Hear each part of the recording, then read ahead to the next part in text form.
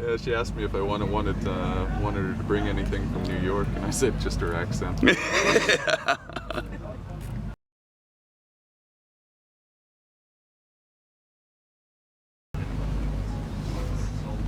So, I mean, briefly, because I suppose there's a lot of information, but the origin of this, where did it lead you to when you started to research it? Where was the sort of start point, if you like?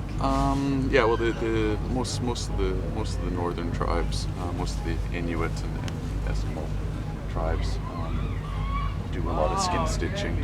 There's also some of the Native American Indians who also do a bit of skin stitching. Okay.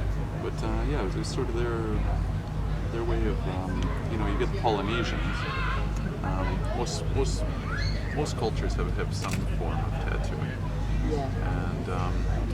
And sometimes the tattooing, their other art, the tattooing usually reflects their other art forms. Right. Okay. Like you get the Polynesians and their tikis and all of that. You see the designs, Maoris, their spirals, how it's the same sort of spirals they end up with them on their faces and on their buttocks. And the north with the Vikings and stuff, we tattoo a lot of Viking dragons and stuff like that, just like they had on the ruined stones and on a lot of the carved bones and stuff. Yeah. The Eskimos, their high art form was sewing, embroidery. Right. Okay.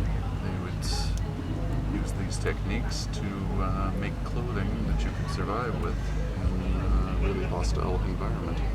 Yeah, because they did live in extremes. So their high art form was sewing, and then they just adapted. It's mostly the women that have the tattoos, and the men would be out hunting or fishing or whatever, and the women would be staying at home and doing all of the artwork and handcrafts, and just eventually ended up sewing themselves. And With some tribes, I know that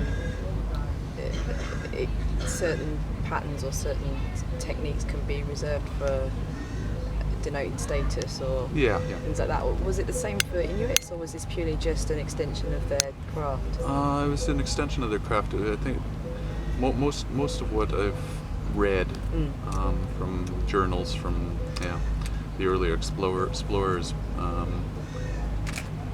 before the custom died. Most of it was just for beautification. Yeah.